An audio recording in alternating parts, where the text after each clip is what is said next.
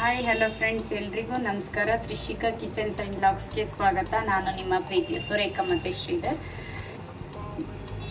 ಬಸಳೆ ಸೊಪ್ಪಿನ ಸಾಂಬಾರು ನೋಡಿ. ಈ ರೆಸಿಪಿ ಇಷ್ಟ ಆದರೆ ತ್ರಿಷಿಕಾ ಕಿಚನ್ಸ್ ಆ್ಯಂಡ್ ಬ್ಲಾಗ್ಸ್ನ ಸಬ್ಸ್ಕ್ರೈಬ್ ಮಾಡಿಕೊಂಡು ಫುಲ್ ವಿಡಿಯೋನ ನೋಡಿ.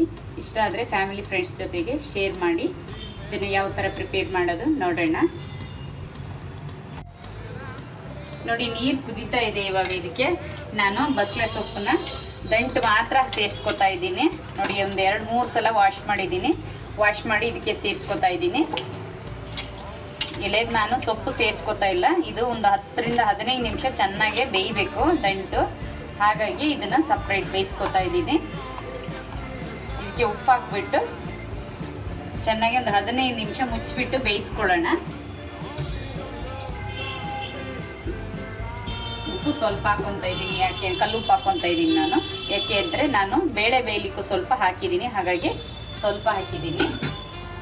ಇದನ್ನು ಮುಚ್ಚಿಬಿಟ್ಟು ಒಂದು 15 ನಿಮಿಷ ಬೇಯಿಸ್ಕೊಳ್ಳೋಣ ತಿರ್ಸ್ಕೊತ. ಚೆನ್ನಾಗಿ ನೋಡಿ ಬೇಯ್ತಾ ಇದೆ. ಒಂದು 10 ನಿಮಿಷ ಆಗಿದೆ. ಇವಾಗ ಇದು ಸ್ವಲ್ಪ ಅರಿಶಿನ ಪುಡಿ ಸೇರಿಸ್ಕೊಳ್ಳೋಣ, ಒಂದು ಅರ್ಧ ಟೀ ಸ್ಪೂನು. ಇವಾಗ ಇದಕ್ಕೆ ಒಂದು ಅರ್ಧ ಈರುಳ್ಳಿ ಹೆಚ್ಚಿರ್ತಕ್ಕಂಥದ್ದು ಹಾಕ್ತಾಯಿದ್ದೀನಿ, ಅರ್ಧ ಹಾಕ್ತಾಯಿದ್ದೀನಿ.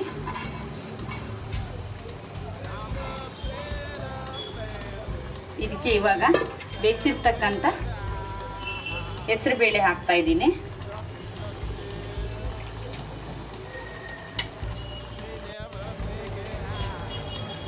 ಹೆಸರುಬೇಳೆ ಬೇಯಿಸಿರ್ತಕ್ಕಂಥ ಒಂದು ಅರ್ಧ ಕಪ್ ಇದೆ. ಇದು 2 ವಿಷಲ್ ಹಾಕ್ಸ್ಕೊಂಡಿರೋದು. ಇದನ್ನು ಸೇರಿಸ್ಕೊಂಡು ಇದನ್ನು ಒಂದು 10 ನಿಮಿಷ ಚೆನ್ನಾಗಿ ಬೇಳೆ ಎಲ್ಲ ಚೆನ್ನಾಗಿ ಬೇಯಬೇಕು. ಮುಚ್ಚಿಬಿಟ್ಟು ಬೇಯಿಸ್ಕೊಳ್ಳೋಣ.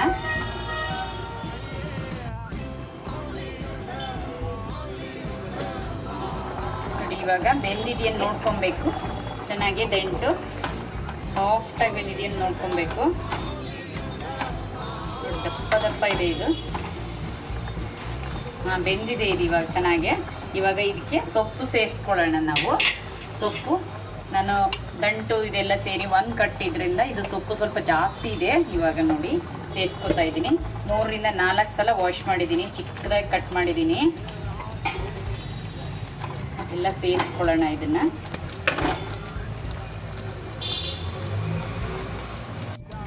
ಸೊಪ್ಪೆಲ್ಲ ಸೇರಿಸ್ಕೊಂಡಿದ್ದೀನಿ. ಇದನ್ನ ಇವಾಗ ಒಂದು 5 ನಿಮಿಷ ಹಾಗೆ ಮುಚ್ಚಿಟ್ಬಿಡೋಣ. ಮುಚ್ಚಿ ಸಿಮ್ಮಲ್ಲಿ ಇಟ್ಬಿಡೋಣ.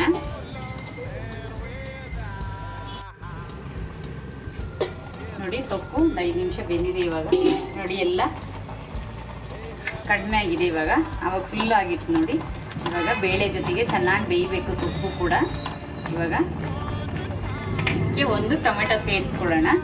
ಟೊಮೆಟೊ ಇಷ್ಟ ಇಲ್ಲ ಅನ್ನೋರು ಸ್ವಲ್ಪ ಹುಣಸೆಹಣ್ಣು ಹಾಕ್ಕೊಬೋದು. ನಾನು 1 ಟೊಮೆಟೊ ಹಾಕಿದ್ದೀನಿ ಚಿಕ್ಕದು. ಇದನ್ನು ಕೂಡ ಇವಾಗ ತೆಗೆಸ್ಬಿಟ್ಟು ಚೆನ್ನಾಗಿ ಸೊಪ್ಪು ಬೇಳೆ ಈ ದಂಟೆಲ್ಲ ಚೆನ್ನಾಗಿ ಮಿಕ್ಸ್ ಆಗೋ ತನಕ ಒಂದು 10 ನಿಮಿಷ ಚೆನ್ನಾಗಿ ಬೇಯಬೇಕಿದು. ಚೆನ್ನಾಗಿ ಬೆಂದಷ್ಟು ಟೇಸ್ಟ್ ಇರುತ್ತೆ ಇದು. ನೋಡಿ, ಇದನ್ನೆಲ್ಲ ಮುಚ್ಚಿಬಿಟ್ಟು ಒಂದು 10 ನಿಮಿಷ ಬೇಯಿಸ್ಕೊಂಡು ಒಂದು ಚಿಕ್ಕದಾಗಿ ಒಂದು ಮಸಾಲೆ ರೆಡಿ ಮಾಡ್ಕೊಳ್ಳೋಣ. ಕ್ವಿಕ್ಕಾಗಿ ಸಿಂಪಲಾಗಿ ಮಾಡುವಂಥ ಬಸಳೆ ಸೊಪ್ಪಿನ ಸಾಂಬಾರಿದು. ಮಸಾಲೆಗೆ ಒಂದು ಅರ್ಧ ಕಾಯಿ ಹೋಳಿದೆ. ಇದು ಚಿಕ್ಕದಾಗಿ ಕಟ್ ಮಾಡ್ಕೊಂಡಿದ್ದೀನಿ ಕಾಯಿ ಪೀಸು. ಇವಾಗ ಡ್ರೈ ರೋಸ್ಟ್ ಮಾಡಿರೋದು ಒಂದು ಅರ್ಧ ಈರುಳ್ಳಿ ಇದೆ, ಒಂದು ಗೆಡ್ಡೆ ಬೆಳ್ಳುಳ್ಳಿ ಇದೆ ಡ್ರೈ ರೋಸ್ಟ್ ಮಾಡಿರೋದು ಇದು.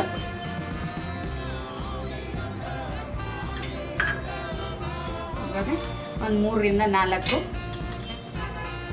ಡ್ರೈ ರೋಸ್ಟ್ ಮಾಡಿರೋ ಮೆಣಸಿನ್ಕಾಯಿ ಹಾಕ್ತಾ ಇದ್ದೀನಿ. 1 ಸ್ಪೂನು ಡ್ರೈ ರೋಸ್ಟ್ ಮಾಡಿರ್ತಕ್ಕಂಥದ್ದು ಪೆಪ್ಪರ್ ಕಾಳು ಮೆಣಸು ಹಾಕ್ತಾ ಇದ್ದೀನಿ. ಇವಾಗ ಒಂದು ಸ್ವಲ್ಪ ಜೀರಿಗೆ ಪುಡಿ, ಮೆಂತ್ಯ ಪುಡಿ ಮನೇಲಿ ಮಾಡಿರ್ತಕ್ಕಂಥ ಪೌಡ್ರಿದು ಹುರಿದಿರೋದು. ಇವಾಗ ಇದಕ್ಕೆ 1 ಸ್ಪೂನಷ್ಟು ಧನಿಯಾ ಪೌಡ್ರ್ ಹಾಕ್ಕೊತಾ ಇದ್ದೀನಿ, ಮನೇಲಿ ಮಾಡಿರೋದು.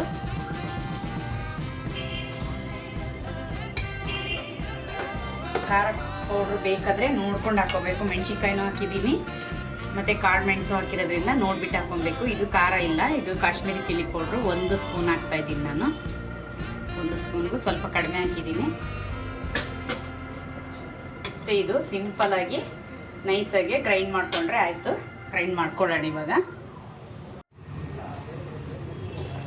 ನೋಡಿ ಮಸಾಲೆ ಇವಾಗ ಸೇರಿಸ್ಕೊಳ್ಳೋಣ. ಇದಕ್ಕೆ ಬೇಳೆ ಎಲ್ಲ ಚೆನ್ನಾಗೇ ಬೆಂದಿದೆ. ತೊಗರಿ ಬೇಳೆ ಹಾಕಿದ್ರೆ ಚೆನ್ನಾಗಿರಲ್ಲ ಇದಕ್ಕೆ, ನಾವು ಅದಕ್ಕೆ ಹೆಸರು ಬೇಳೆ ಹಾಕಿ ಮಾಡೋದು. ನಿಮ್ಗೆ ಯಾವ್ದು ಇಷ್ಟ ಆಗುತ್ತೆ ಅದನ್ನು ಹಾಕಿ ಮಾಡ್ಕೊಬೋದು. ನಮ್ಮ ಮಲೆನಾಡು ಸೈಡಲ್ಲಿ ಇದೇ ಥರ ಮಾಡೋದು. ಇದನ್ನು ತುಂಬ ಚೆನ್ನಾಗಿರುತ್ತೆ ಈ ಥರ ಬಸಳೆ ಸೊಪ್ಪು ಸಾಂಬಾರು ಮಾಡಿದ್ರೆ. ಇವಾಗ ಮಸಾಲೆ ರುಬ್ಬಿರೋದನ್ನ ಸೇರಿಸ್ಕೊಳ್ಳೋಣ. ನೀರು ಎಷ್ಟು ಬೇಕು ನೋಡಿ ಸೇರಿಸ್ಕೊಳ್ಳಿ. ನೀವು ಗಟ್ಟಿ ಬೇಕಾದರೆ ಗಟ್ಟಿ ಮಾಡ್ಕೊಳ್ಳಿ, ಸ್ವಲ್ಪ ತೆಳು ಬೇಕಾದರೆ ಮಾಡ್ಕೊಬೋದು. ತೆಳುನ ನಾನು ಸ್ವಲ್ಪ ಗಟ್ಟಿನೇ ಮಾಡ್ತಾಯಿದ್ದೀನಿ, ನಮ್ಮನೆ ಮಕ್ಕಳಿಗೆ ಇಷ್ಟ. ಹಾಗಾಗಿ ಇದು ಇಂಪಾರ್ಟೆಂಟ್. ಇನ್ನೊಂದು ಏನಂದರೆ ಇದರಲ್ಲಿ ಕಾಳು ಮೆಣಸು ಹಾಕಿದ್ದೀನಿ ನಾನು. ಕಾಳು ಮೆಣಸು ಇಲ್ಲ ಅಜ್ವೈನ್ ಯಾವ್ದು ಬೇಕಾದರೂ ಹಾಕ್ಕೊಬೋದು. ನಾವು ಕಾಳು ಮೆಣಸು ಹಾಕಿದ್ದೀನಿ ಇವಾಗ ಇದಕ್ಕೆ. ಇದು ಯಾಕೆ ಅಂದರೆ ಕಾಳು ಮೆಣಸು ಹಾಕಿರೋದು ತುಂಬ ಕೋಲ್ಡ್ ಅಂತಾರೆ ಕೆಲವರು, ಹಾಗಾಗಿ ನಾನು ಕಾಳು ಮೆಣಸು ಹಾಕಿದ್ದೀನಿ. ನಿಮಗೆ ಕಾಳು ಮೆಣಸು ಇಷ್ಟ ಇಲ್ಲ ಅಂದರೆ ಸ್ಕಿಪ್ ಮಾಡ್ಕೊಬೋದು. ಇದನ್ನು ಸ್ವಲ್ಪ ಇವಾಗ ಒಂದು ಅರ್ಧ ಗ್ಲಾಸ್ ನೀರು ಸೇರಿಸ್ಕೊಳ್ಳೋಣ. ನೀರೆಲ್ಲ ಸೇರಿಸ್ಕೊಂಡಿದ್ದೀನಿ.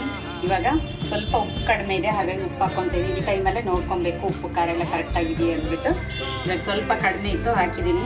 ಇವಾಗ ಒಂದು 5 ರಿಂದ 10 ನಿಮಿಷ ಕುದ್ರೆ ಸಾಕು. ಇದು ಚೆನ್ನಾಗಿ ಬೆಂದಿದೆ, ತರಕಾರಿ ಎಲ್ಲ ಸೊಪ್ಪು ದಂಟೆಲ್ಲ ಚೆನ್ನಾಗಿ ಬೆಂದಿದೆ. ಹಾಗಾಗಿ ಇದನ್ನು ತಿರ್ಸ್ಕೊತ ಬೇಯಿಸ್ಕೊಬೇಕು. ಯಾಕೆಂದರೆ ಗಟ್ಟಿ ಇರೋದ್ರಿಂದ ತಳೆ ಹಿಡಿದ್ಬಿಡುತ್ತೆ, ಹಾಗಾಗಿ ತಿರ್ಸ್ಕೊತ ಬೇಯಿಸ್ಕೋಬೇಕು ಒಂದು 5 ನಿಮಿಷ. ಇದು ಆಗೋಯ್ತು. ಇಷ್ಟೇ ನೋಡಿ, ಸಿಂಪಲ್ಲಾಗಿ ಇದು ಬಸಳೆ ಸೊಪ್ಪಿನ ಸಾಂಬಾರು ಮಾಡೋದು ತುಂಬ ಚೆನ್ನಾಗಿರುತ್ತೆ. ಇದು ವೈಟ್ ರೈಸು, ಚಪಾತಿ, ಪೂರಿ ಎಲ್ಲದಕ್ಕೂ ಚೆನ್ನಾಗಿರುತ್ತೆ. ಇದು ಮುದ್ದೆಗೂ ಕೂಡ ಚೆನ್ನಾಗಿರುತ್ತೆ. ನಿಮ್ಮ ಕಡೆ ಯಾವ ಥರ ಮಾಡ್ತಾರೆ ಇದನ್ನು ತಿಳಿಸಿ ನನಗೂ ಕೂಡ ಕಮೆಂಟಲ್ಲಿ. ಖಂಡಿತ ಮಾಡ್ತೀರಾ, ಒಂದ್ಸಲ ಮಾಡಿ ಟ್ರೈ ಮಾಡಿ ಯಾವ ಥರ ಬಂದಿದೆ ಅಂತ ತಿಳಿಸಿ. ಇಷ್ಟ ಆದರೆ ತ್ರಿಷಿಕಾ ಕಿಚನ್ಸ್ ಆ್ಯಂಡ್ ವ್ಲಾಗ್ಸ್ನ ಸಬ್ಸ್ಕ್ರೈಬ್ ಮಾಡ್ಕೊಂಡು ನೋಡಿ. ಇವಾಗ ಇದು ಕುದಿಯೋ ತನಕ ಒಂದು ಒಗ್ಗರಣೆ ರೆಡಿ ಮಾಡ್ಕೊಳ್ಳೋಣ.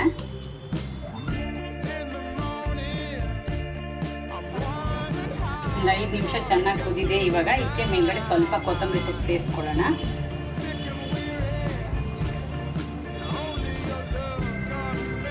ಈಗ ಆಗಿದೆ, ಒಂದು ಮಿಕ್ಸ್ ಕೊಡೋಣ. ತುಂಬ ಚೆನ್ನಾಗಿದೆ, ಎಷ್ಟು ಚೆನ್ನಾಗಿದೆ, ತುಂಬ ಟೇಸ್ಟಿಯಾಗಿರುತ್ತೆ ಕೂಡ ಇದು. ಇವಾಗ ಇದಕ್ಕೆ ಒಗ್ಗರಣೆ ಸೇರಿಸ್ಕೊಡೋಣ. ಒಂದು ಒಗ್ಗರಣೆ ರೆಡಿ ಮಾಡಿದ್ದೀನಿ ನಾನು, ಸೇರಿಸ್ಕೊಳ್ಳೋಣ. ಆಗಿದೆ, ಇದು ಆಫ್ ಮಾಡ್ಕೊಳ್ಳೋಣ ಇವಾಗ.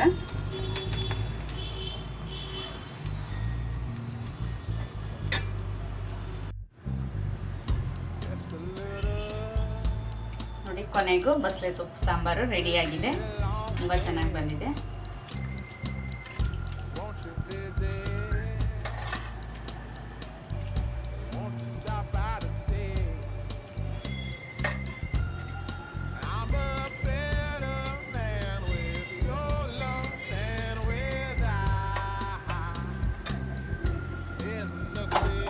ವಿಡಿಯೋ ಇಷ್ಟ ಆದರೆ ಲೈಕ್ ಮಾಡಿ, ಶೇರ್ ಮಾಡಿ, ಕಮೆಂಟ್ ಮಾಡಿ, ಸಬ್ಸ್ಕ್ರೈಬ್ ಮಾಡ್ಕೊಳ್ಳಿ. ಇಷ್ಟೊತ್ತು ವಿಡಿಯೋ ನೋಡಿದ್ದಕ್ಕಾಗಿ ಥ್ಯಾಂಕ್ ಯು ಸೋ ಮಚ್. ಮುಂದಿನ ವಿಡಿಯೋದಲ್ಲಿ ಸಿಗ್ತೀನಿ ಫ್ರೆಂಡ್ಸ್. ಬಾಯ್.